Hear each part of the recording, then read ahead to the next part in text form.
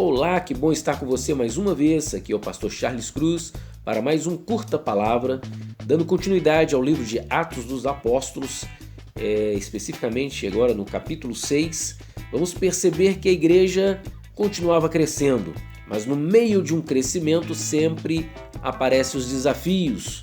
E nós vamos notar aqui alguns desafios da igreja de Atos dos Apóstolos. Hoje podemos aprender com essa história, a história da igreja primitiva, porque lendo a história nós podemos aprender a não errar como possíveis erros que eles tiveram, ou aprender também com os desafios que teremos ou que estamos tendo no nosso dia a dia como igreja do Senhor. E aqui eu gostaria de pontuar com vocês, tanto no capítulo 6 como no capítulo 7, se a gente assim conseguir aqui nesse podcast. Caso não, a gente dá continuidade no próximo. Mas pelo menos pontuar aqui alguns pontos, né? Nesses dois capítulos nós vamos perceber que o crescimento, os desafios e as soluções no capítulo 6, do versículo 1 ao 6, nós vamos também perceber do versículo 7 ao 15, né? Do versículo 7 ao 15, o debate de Estevão com os libertinos, no caso aí sirineus, os alexandrinos. Também do capítulo 7 em diante, né, do versículo 1 ao versículo 50, o grande sermão expositivo de Estevão. Ele dá esse sermão em defesa de sua fé em Deus e as profecias e promessas de Deus através dos tempos. Vamos ver também a aplicação desse sermão de Estevão, deixou todos furiosos e atentando contra a vida dele, lá no versículo 51, até o versículo 53, e a morte, né? Enfim, a morte do diácono Estevão no versículo 54 ao 60.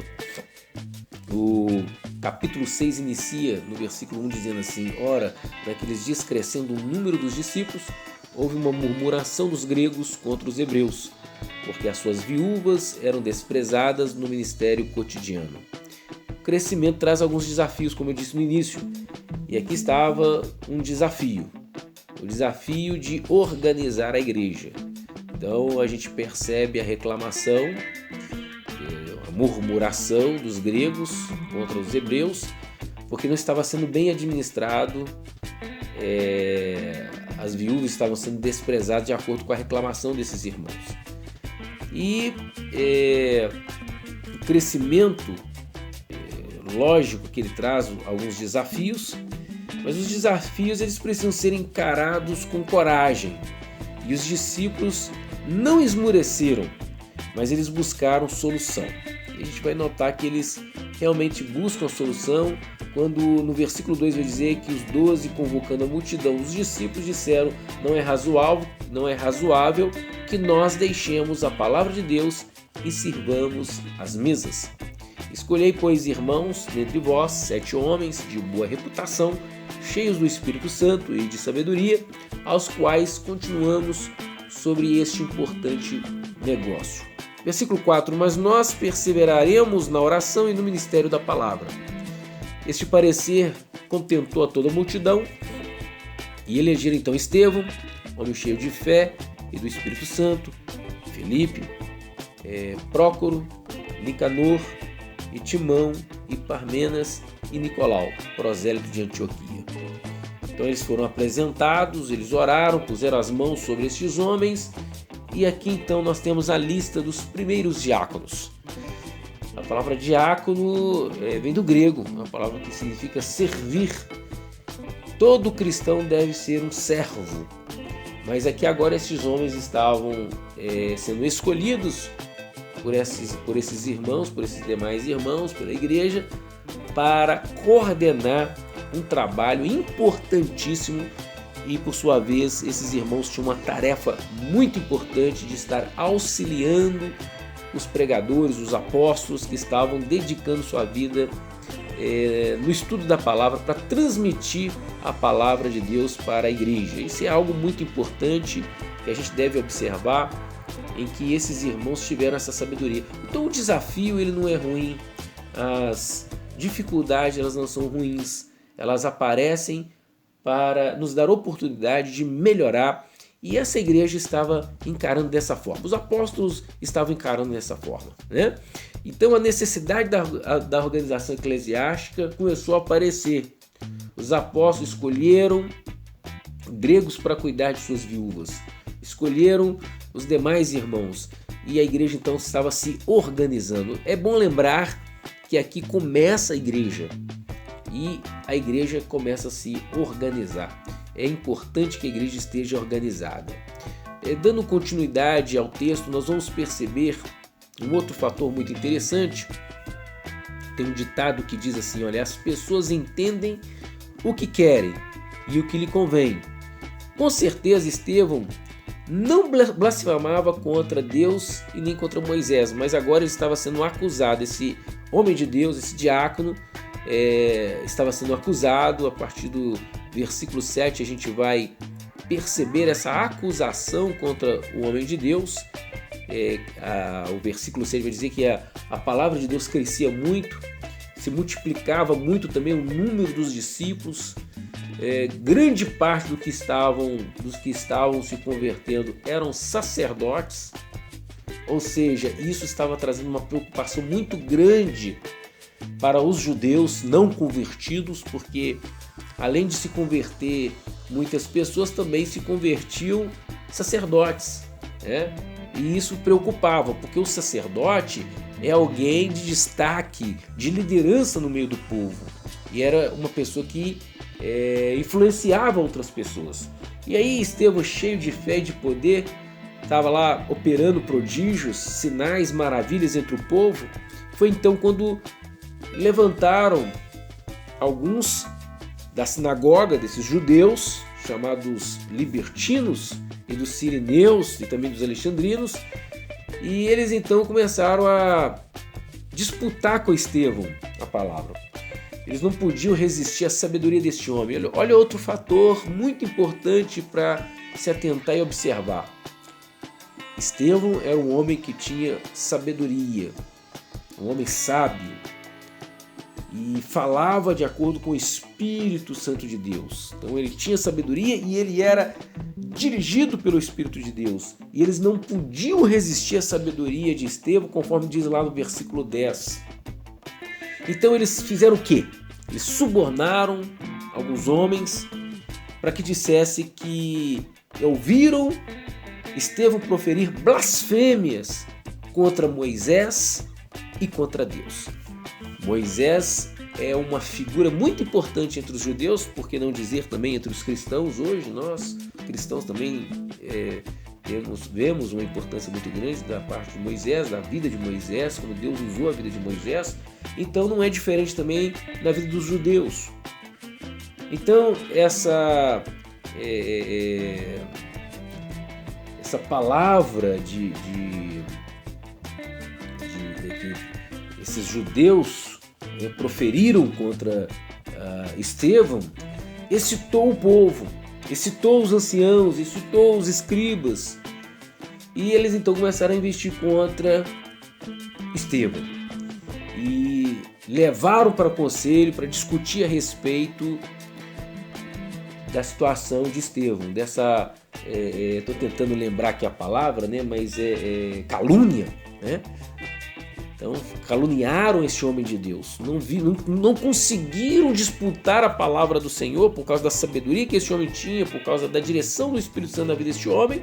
Então fizeram uma calúnia, apresentaram falsas testemunhas, conforme diz no versículo 13, dizendo que ele não cessava de proferir palavras de blasfemas contra o santo lugar e contra a lei.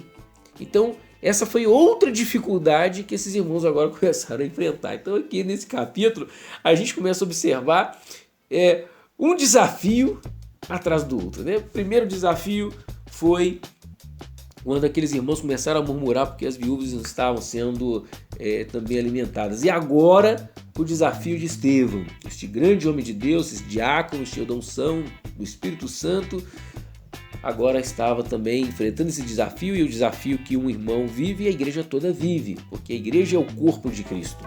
Nós somos o corpo de Cristo, não é verdade?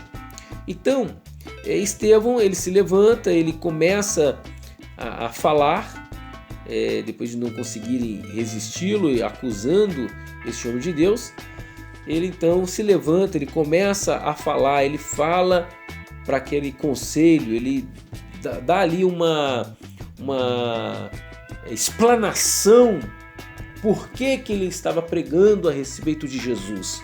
E ele demonstra ali que Jesus já era o Messias prometido desde o Antigo Testamento, então não tinha por que ele blasfemar contra Moisés, não tinha motivo pelo qual ele blasfemar contra a lei ou contra Israel, porque de fato Jesus é o Messias, Jesus é o Salvador, que todos os judeus já estavam esperando.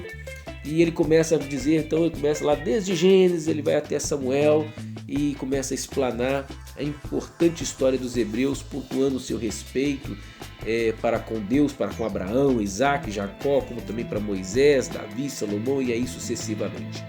Após ele dar essa explanação, ele faz uma aplicação do que ele explanou lá no versículo 51 do capítulo 7 até o versículo 53.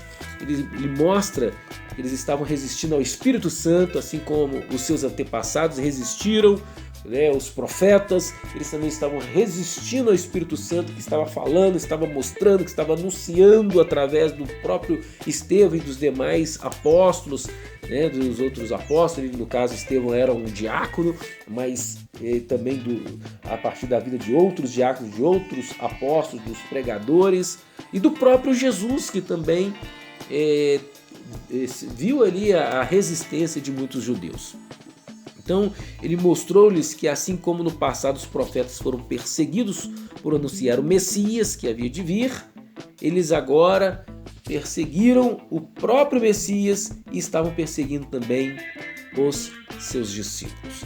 Bom, então a gente nota que Estevão morre, no finalzinho aí do capítulo 7, ele deixa um grande legado, sua espiritualidade é reconhecida por toda a história da igreja, e o jovem Saulo, que consentia em seu apedrejamento, foi testemunha ocular do grande homem de Deus, e tempos mais tarde também se tornou um homem cheio do Espírito Santo e conhecimento, assim como era o diácono Estevão. Podemos aprender muitas coisas com essa narrativa de Atos capítulo 6 e capítulo 7. Primeiro, que nós precisamos nos organizar para o crescimento em todas as áreas de nossas vidas. Tanto como igreja nós precisamos nos organizar, como também precisamos nos organizar pessoalmente. Nós precisamos ter uma vida organizada espiritualmente, financeiramente, organizados também familiarmente, profissionalmente e certamente como igreja do Senhor. Precisamos nos organizar, assim como a igreja começa a se organizar, porque os apóstolos, eles viram que se eles fossem fazer esse trabalho, eles não dedicariam tanto ao estudo da palavra, à oração, para poder ministrar o alimento espiritual para as pessoas, então eles designaram os diáconos. Certamente, gente, eram 7 diáconos que não daria conta de toda aquela multidão que estava se convertendo. É bom lembrar que já estavam nos milhares e milhares. Então, certamente, esses 7 diáconos, eles estavam fazendo uma função de organizar, de delegar a função para que outros pudessem ajudá-los nesse trabalho. Então, o diácono estava ali para organizar. Logicamente, ele estaria fazendo ali o tático operacional. Os apóstolos estavam ali de forma estratégica na oração, na leitura da palavra, para poder ministrar a palavra do Senhor para as pessoas, e os diáconos no tático operacional, supervisionando para que pudesse ser melhor organizado a distribuição do pão para as pessoas comerem, e logicamente que as pessoas precisam também deste pão físico. E os apóstolos estavam preocupados com o pão espiritual, mas havia necessidade também do pão físico, não é verdade? Então não devemos desanimar com os nossos desafios, sejam eles de qual natureza for, mas procurar a solução para solucioná-los, como foi o caso dos apóstolos, que eles procuraram meios de solucionar o problema com a graça do Senhor. Eles então instituíram esses diáconos. Sempre vamos encontrar opositores. Devemos ser firmes e fazer o que é certo, Muitas vezes o inimigo tenta nos intimidar. As reclamações, as murmurações talvez poderiam intimidar os apóstolos, mas eles não ficaram intimidados. Também o diácono Estevão podia ter ficado intimidado, mas ele também não se intimidou. Devemos lutar usando a palavra de Deus como Estevão usou a palavra de Deus, pregando, anunciando. Essa é a arma do cristão, a palavra de Deus. E assim como Cristo, e até mesmo o exemplo de Estevão, de usar a palavra, de proferir a palavra na unção do Espírito Santo, essa também deve ser a nossa arma de proferir a palavra, não só a palavra proferida, mas também a oração, a ministração na vida das pessoas. E aí a igreja continua, o povo de Deus continua morrendo ou vivendo, mas a palavra de Deus é suficiente para o cristão. Às vezes encontraremos pessoas furiosas, mas como nossa vida está nas mãos do Senhor, aprove a Ele nos conduzir. Ele conduz a igreja e Ele conduz a vida de cada irmão e de cada irmã. Estevão não foi derrotado, mas o seu legado continuou. Ele morreu. Ele é mais que vencedor, porque ele morreu fazendo a obra de Deus, fazendo o que o Senhor o chamou para fazer, e ele está no lucro porque ele tem a vida eterna. E você que me ouve, você também pode ter essa vida eterna. Tudo que você precisa fazer é obedecer a palavra, seguir a palavra, se organizar espiritualmente para que você possa ter uma vida de paz, de alegria, de unção do Espírito Santo, enfrentando os seus desafios do dia a dia e vencendo-os como a igreja primitiva venceu de um jeito ou de outro. A igreja sempre é vencedora. Que Deus te abençoe e te guarde em nome de Jesus.